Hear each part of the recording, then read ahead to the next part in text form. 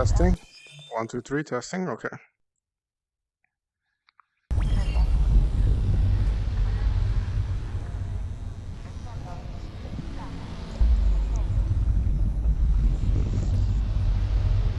All right, guys. There we go.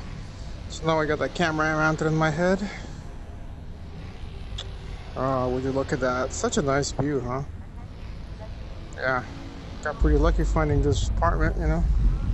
It's a nice place to spend some time reading, you know.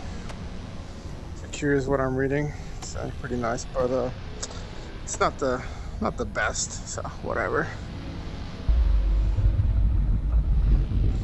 Anyways, so let's go ahead and got a little board that people wanted.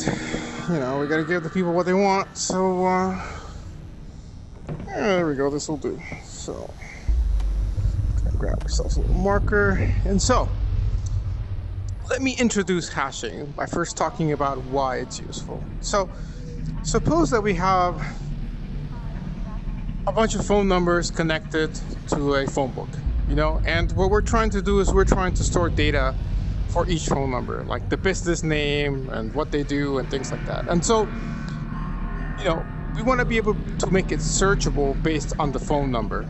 And some of the possible data structures that we've talked about to do that are things like an array, a linked list, a binary tree, or maybe even a heap. So how could we do that? Well, you know, if we have 10 phone numbers, we can just dump all of them into an array of size 10, you know, make the array something like this. So suppose we have a little array and we got maybe 10 phone numbers in there, or maybe less than 10. You know, here we got 1, 2, 3, 4, 5, and each of these are like objects, and each one has an object of like phone book entry, and then in one of those spots we can have the phone number in there, and then in another one we can have the company name and so on, right?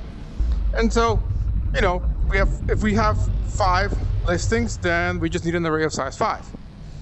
Similarly, if we're working with a linked list, each of these can be linked together to store all 5 of them, right? So, you know, 2 more of these. It could be singly or double linked list, doesn't matter. Another way of doing it would be using a binary tree. So, you know, we could have even an ABL tree or just a regular binary tree, and maybe it is something like this. And the way that we're inserting into the binary tree could be based on the phone number, right? We could even be using a heap, although that'd be kind of weird because we don't really get an advantage in storing things that way. So here's the thing: if we do this with an array, and we're trying to do the main 3 things that we're trying to do with our data are going to be information retrieval, and that can be kind of summarized into searching our data, potentially deleting information that we no longer need, such as if a business no longer sells, or if we're trying to add a new business. So if our data is unsorted and we are working with something like this, well, if we're trying to search for something, it's going to take O(n) time, right? So let's go ahead and write that down. Let's pick a green marker for that. So this can take potentially O(n) time. Hold on a second. I don't want to. There we go. Okay. What about the linked list? Well, again, if it's unsorted, we could do it in O(n) time. And the binary tree, technically O(n) time if it's a degenerate 3, right? So that brings us to a good point. You know, we could actually make this just log n time. What do we need to do for that? Well, it has to be some sort of balanced tree, so such as an ABL tree. Similarly, though, we could sort these based on the phone book and sort, you know, so for example, if one of the phone numbers is 702-895-400, then this one's going to go before this one in this list, right? So we could sort it, and then we can find entries in our phone book in better time than end time. We could actually do it in log n time. What about the linked list though? Can we do that in log n time? By the way, how can we do that in log n time with the array version? What algorithm do we need for that?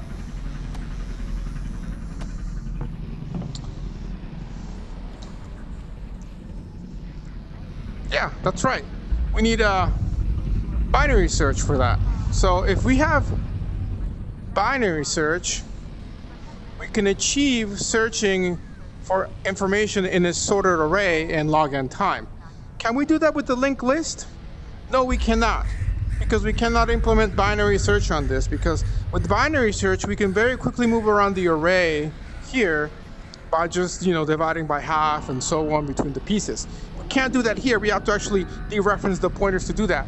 So there's no easy way of achieving log n time with a linked list. But that's okay, because we have our binary trees, which is essentially like, a hyped up linked list. And if it's a balanced tree, then as you can see here, the height is going to be log n, which means that we can search for anything in log n time. Okay, so that takes care about searching. But what about deleting though?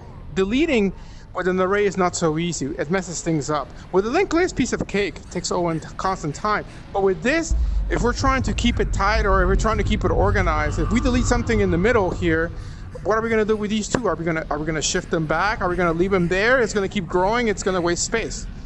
And with a heap, it's just not really going to work for this problem at all. So let's just kind of get rid of that one. There we go. Or here, you just erase it. So all of these, the best that we can do so far is log n time. So can we do better than that? Can we have information retrieval faster than log n time?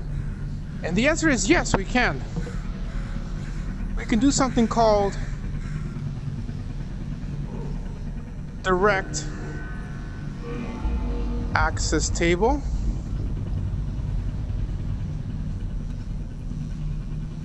And what that means is, suppose that we went ahead and said, okay, we got 5 phone numbers here, and what we really want to do is, if we can make the phone number itself be the index of an array, then all we have to do to find it is just put the phone number in. So let me simplify that for a second. Suppose that we're back in the beginning of the 20th century and we have phone numbers that are like 3 digits long. So we got phone number 333, maybe 456, and 123. Okay? And suppose that all phone numbers are just 3 digits long. Well, couldn't we just make an array of size 1000? Going from 0 to 9999, make an array of 1000 size, and then in spot 333, which is technically if you start counting from 0, 334th spot, and spot somewhere here like 1, 2, 3, and then spot 4, 5, 6, which maybe somewhere here, and then of course this is like the beginning will be spot 0, and the last one will be spot 999 all the way here. If we kept an array of that size, then we can just store all these 3 phone inbox entries into the spot where they would go into the array. And then if I want to access any of them, suppose that our array is called A, we can go ahead and do something like A, what is it, 333? Yeah, A333, and bam, we are at the spot that we want to be at. And that's constant time of 1. That's much better than log n time, right? In fact, that can be achieved for any of them. Now, what if we were to search for phone book 111? Well, it's not found. So what can we do? Well, let's make this an array of pointers and they point to the object if the object exists, which would be the case for these 3, and the other ones just set them to null. So when you go ahead and check that, you see that it's equal to null. So you're like, if a.x, x being the phone number you're looking at, is equal to null, or actually maybe not equal to null, If it's not equal to null, then we can go ahead and do whatever we want to do. Otherwise, then you can go ahead and print out to the user, like not found or whatever.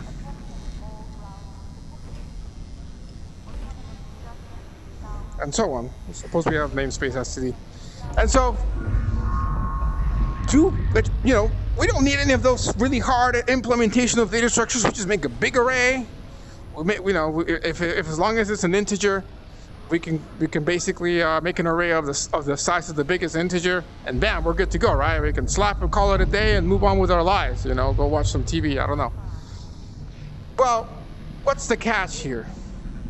The catch is that you need an array of size 1000 for 3 numbers, and you're gonna have basically less than 1% usage.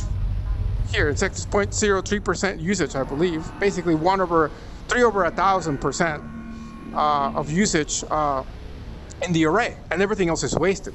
And if we expand that to now going with a real phone number, which has 3, 6, 9, 10 digits, we're gonna need an array of size what?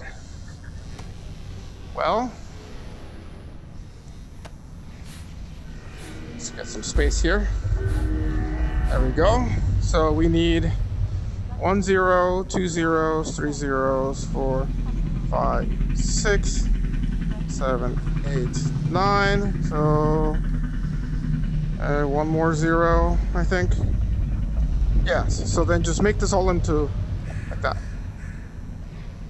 Yeah. So we need what is that? 10 billion? 10 billion. An array of 10 billion integers.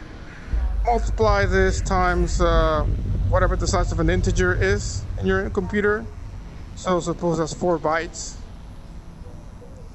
Then this is going to become, this would be mega, giga. So this would be, I might get this messed up. I don't know the math. So this would be kilobytes, megabytes, gigabytes. So yeah, okay, 40 gigabytes. However, you're not just storing an integer in there. Maybe you're storing the phone book itself. And suppose the phone book takes, I don't know, another 8 or 12, let's say 12 bytes. So that means multiply this times 3. So about 120 gigabyte array. I don't know, you could probably make that with a vector, not with an array, and you'd be okay. But it's still quite considerable amount of space. And not the, sorry, I'm a little tipsy, I guess. Not quite ideal. However, we come back to the thing we talked about quite a while ago, the comparison between space and time. If you really care about space, being able to access that phone book really fast, so suppose you're calling in, what is it, like 411? Whoever uses a phone anymore these days. You're calling to get a phone listing. They can get back to you in one time versus login time. And if you got tons and tons of phone records there, that login time is going to be slow. And you're going to be impatient if you're waiting for somebody to tell you the phone number or if you're Googling something, right? So this is much faster than login time. Constant time is always going to be best at the cost of a lot of space. So can we find some balance between speed and space? And that is where hashing is going to come into play. So hashing is going to take the idea of mapping your data into this array using not something so literal as the phone number, but converting basically a value into a particular key using what is known as a hash function.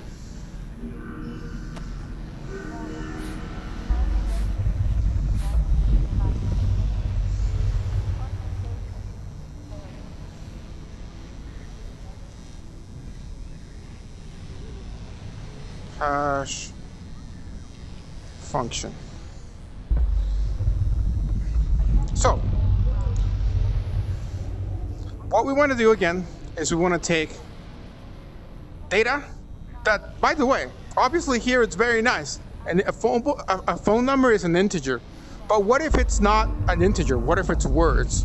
Well, we can quantify it in some way and make it into a number. But ultimately, once we have a number, we want to take that number, feed it into this magical hash function that is going to take that value and map it into an array that is not necessarily the size of 40 billion entries. But if we know for a fact that all we got are 3 phone numbers, you know, we got the 323, 456, and then whatever the other one was, 323, I don't know.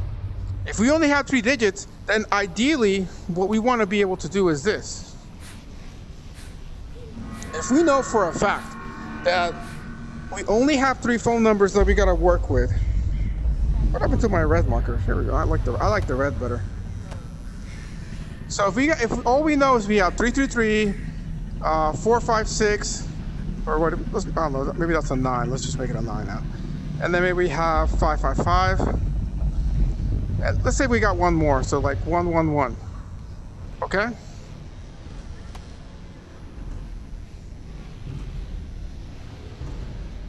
So, if all we got is this number, this number, this number, and this number, we don't need an array of size 1000. We just need an array of size 4.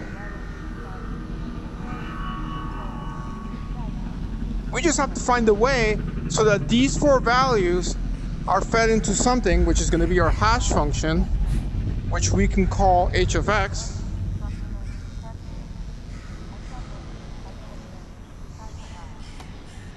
And that's going to give us, hopefully, indices that point to this array.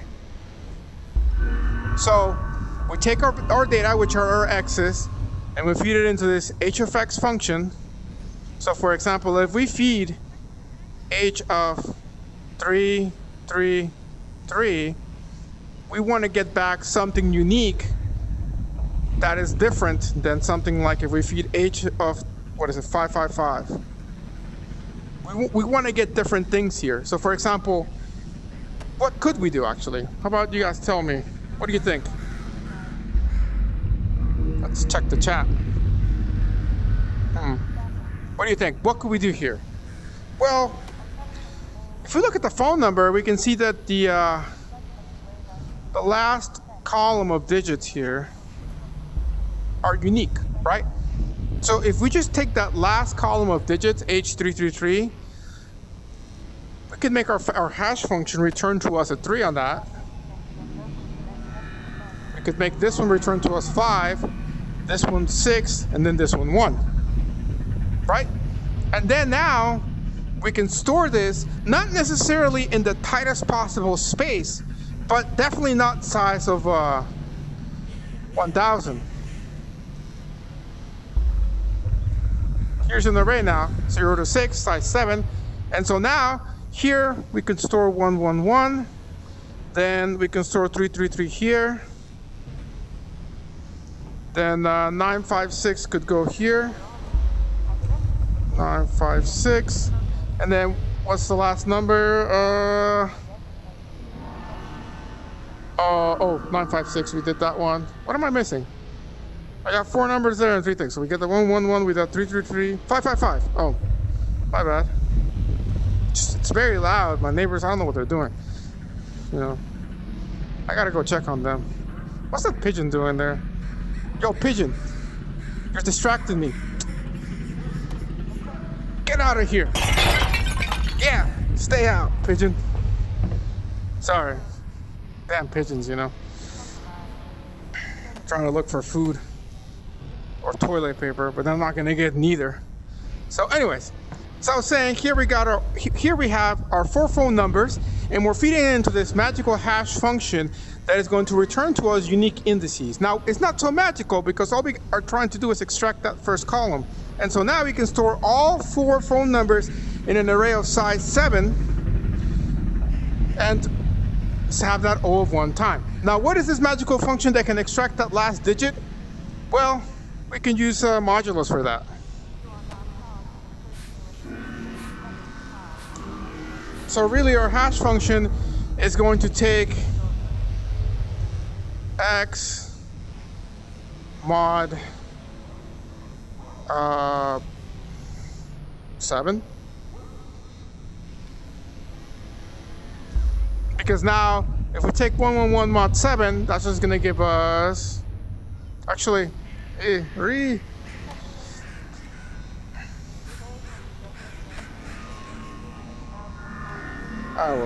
that'll work better. So okay, so now if we take that mod 10, that'll give us 1. 323 mod 10, that'll give us 3. 956 mod 10 will give us 6. And 555 mod 10 is going to give us 5. So this awesome function is going to be our hash function. So really, when we're coding h of x, it's just going to take x, take mod 10, and then return that.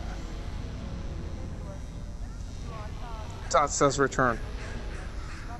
So yeah, that's basically what a hash function is going to do. Is going to take our current values and map them to a particular key here, particular index, using our hash function. Now this is an easy example because, you know, we got a few numbers and we can see that they're unique. But let me introduce you to the little concept here. Suppose that we had another phone number using the same system we've set up. You know, some other guy bought a brand new phone number and he got the number 221. And we try to apply it. And we feed it into our hash function. So we're gonna have to do h of 221. So 221 mod 10 is gonna be 1. But look, we already got something there. What do? Do we overwrite it? You know, because as we had it before, if we're trying to access data or even delete it, if we're saying, do we have phone number 223? We feed it into our hash function. In constant time, it tells us 3, and there's, boom, we have something. If somebody asks us, do we have phone number 454?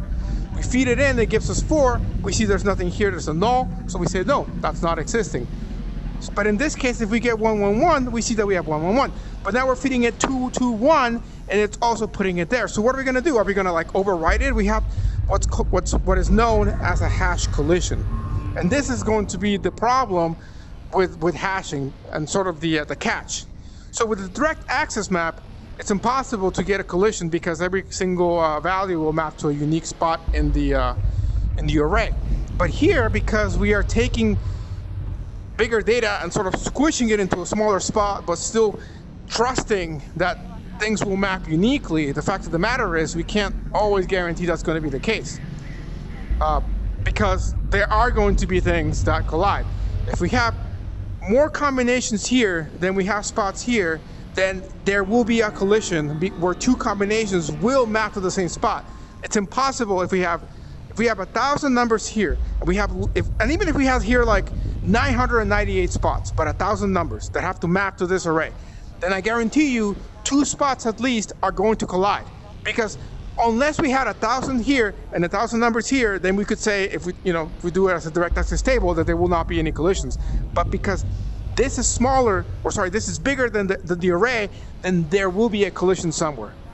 And there might be more if we do it badly. Hopefully, what we're trying to do is make the best function for the least amount of collisions. But that's very hard to do. In this case, what will be the solution? Well, there are many ways to solve collisions. I think I'm gonna go back to the iPad now because I'm kind of tired of moving around, and we'll talk about them. But basically, one of the things that you can do is you could put it on the next spot available. You could create a chain of them here so that you could keep both of them together. So you could keep like 221 here. But all of these collision resolutions are going to cause a problem with the access time, because the access time is no longer going to be O of 1. However, in the worst case, it's just going to be O over n. So ultimately, even if you screw up your hash function really badly, you're still going to have a O of n in the worst case. So I hope this is a nice little introduction to hashes. Now, before I go down there, I'm just gonna grab some water, and then I'll come back to talk to on the iPad for the lecture. So here we go. Just gotta get some water from my bucket here. What the hell? That's right, baby. Whoa, come on, man. What the hell? It's we have problems with the stream last time, so I told them to come fix the internet. So I guess they're fixing the internet, but now they messed up the roof. Jeez, and oh my gosh. Well, anyways, now that I got my water, I'm gonna head back to the iPad.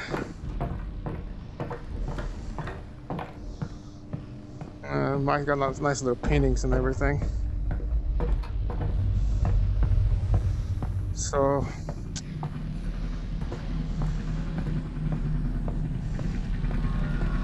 all right. Let me just get some water out of there. Actually, you know what?